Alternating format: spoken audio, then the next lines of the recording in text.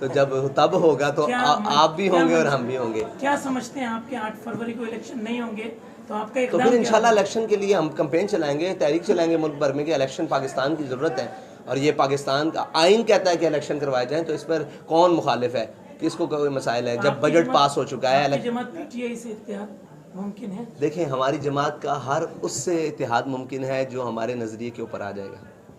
Sir तमाम सियासी जमात शिकवा न कर सयाद से कि कभी कोई कफस टूटा नहीं फरियाद से तो बस इतनी सी बात है। ठीक है, खुद कह रहे हैं ना मॉरिशस सियासत वो तमाम पार्टियों में मौजूद है, वो कहाँ मौजूद नहीं है अगर आप उसकी कदगन लगाएं। मसला ये है कि मौरूसी सियासत का रोना एक तरफ है, उस मौरूसी सियासत ने 40 साल में, पिछले 35-40 साल में हुकूमतों में आकर सिंध को दिया क्या है। नतीजे पर बात होगी, मौरूसी हो और कौम के हक में हो तो फ़ायदेमंद है, अगर मौरूसी और कौम की कातिल हो तो फिर फ़ायदेमंद है। तो हम तो इस नतीजे पर पहुँचे। 2018 में फेर नहीं थे, फिर जो 2013 में थे वो भी फेर नहीं थे, फिर 2002 में थे वो भी फेर नहीं थे। ये तो कौम के साथ मजाक जारी है, लेकिन इंशाल्लाह इस दफ़ा इलेक्शन बड़ा डाढ़ा होगा, हर कोई अपनी बका का। रब्बिल आलमीन वस्सलातु वस्सलामु अला सय्यिदिल अंबिया वल मुरसलीन। मैं शुक्रिया अदा करता हूँ अपने मीडिया के तमाम भाइयों का कि वो तशरीफ़ लाए।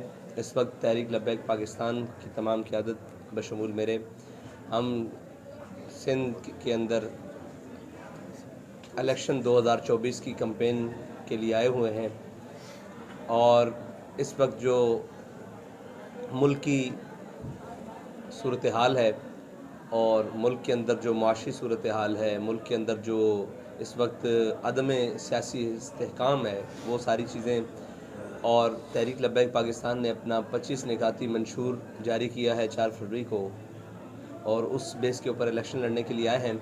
और इस वक्त जो खींचातानी की सियासत मौजूद है और किसी को इलेक्शन लड़ने दिया जा रहा है और किसी को इलेक्शन नहीं लड़ने दिया जा रहा, और किसी को लंदन से बुलाकर और उसके लिए तमाम अदलिया और तमाम कोर्ट्स के सामान एयरपोर्ट पर लेके जाकर उसको आज़ादी दी जा रही है, और किसी को ख़ुद साख्ता हवा भरने के लिए ये कहा जा रहा है कि जनाब इसको इलेक्शन से रोका जा रहा है। यानी कि इस कैफियत के अंदर मुल्क पाकिस्तानी कौम को मुश्किलात में डालकर इलेक्शन की तरफ जाया जा रहा है। बहरहाल तहरीक लब्बैक पाकिस्तान ने ये कहा था कि इलेक्शन जब भी होंगे तहरीक लब्बैक पाकिस्तान तैयार है, वो 1 हफ़्ते के अंदर ऐलान हो, 10 दिन के अंदर ऐलान हो। बहरहाल देर आयत दुरुस्त आयत, 8 फरवरी का इलेक्शन का ऐलान हो गया है। तहरीक लब्बैक पाकिस्तान सबसे पहले मैदान में है, वो अपने उम्मीदवारान के हिसाब से हो, वो इलेक्शन कैंपेन के हिसाब से हो, वो अपने सियासी मंशूर के हिसाब से हो, वो इलेक्शन मंशूर के हिसाब से हो, वो अपने तमाम वसाइल के साथ और अपने तमाम कारकुनान के साथ इस वक्त आपके दरमियान भी मौजूद हैं। अभी तक आपने देखा है कि पाकिस्तान के अंदर किसी भी सियासी जमात ने अपनी कैंपेन का बाकायदा आगाज़ नहीं किया, यानी किया है जलसा किया है, उसके बाद खामोशी। यानी कि वो कौम को ये बताना चाह रहे हैं कि हम भी बैन हैं, इलेक्शन हो रहे हैं या नहीं हो रहे।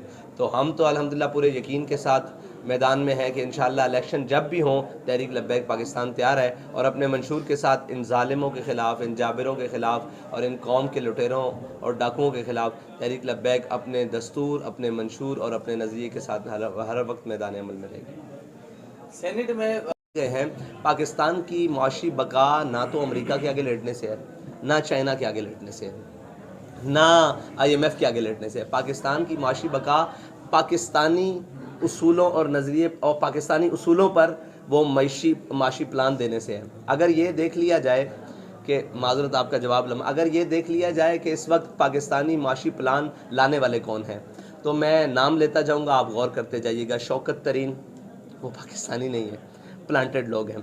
फिर उसके बाद हमारे स्टेट बैंक का गवर्नर वो पाकिस्तानी नहीं है, मिस्र में आपको पता है वो कहाँ से आया गया है, प्लांटेड है। फिर उसके बाद असद उमर जिसके बिहाफ पर पूरी हुकूमत लाई गई, वो पाकिस्तानी नहीं है, उसके पास वो पाकिस्तानी है, उसके पास नज़रिया पाकिस्तानी नहीं है। ये दावा किया गया हम IMF के पास नहीं गए, दौड़ कर IMF के पास जाया गया। फिर उसके बाद इसहाक डार साहब आए और कहा डार आएगा तो डॉलर काबू में आ जाएगा। डार आया तो डॉलर ने उड़ान भर ली, जो आज तक काबू में नहीं आई। तो ये हैं सारी वो बातें जिनको बाहर से ला कर अब मैं इससे ज़्यादा वजाहत से क्या बयान करूं कि पाकिस्तानी मैशत का बेड़ा गर्क करने में हमारा अपना कितना हाथ है और गैरों का कितना हाथ है। पीटीआई और इमरान खान बात है, अगर वो सियासी तरीके से चलते रहेंगे तो उनका मुस्तकबिल भी पीपल्स पार्टी की तरह होगा। अगर वो अपने फैसलों के ऊपर दुरुस्तगी नहीं लाएंगे तो उनका नहीं होगा। और देखिए, सियासी जमातें कभी ख़त्म नहीं होती जबर से, सियासत चलती रहती है। आज नहीं तो कल, इमीडिएटली नहीं आया जाता, वरना तो लेकर आया ही जाता है यार आपके सामने। ने कहा कि ताहयात नाहली पर चीफ जस्टिस का, तो हमसे ये सवाल किया जाता है कि आप एक क्यों नहीं होते। सवाल ये है कि पाकिस्तान के अंदर चीफ जस्टिस और आला अदालत आलिया, जैसे कोर्ट ऑफ आलिया, जिसे मतलब सुप्रीम कोर्ट कहा जाता है, उसके फ़ैसलों को मैं पिछले को मानूं या इसको। 5 साल पहले ताहयात नाहली का फ़ैसला आया और आज 5 साल नाहली का फैसला आ गया, यानी एक इलेक्शन नहीं लड़ सकते, अगले इलेक्शन में आप आ जाएंगे।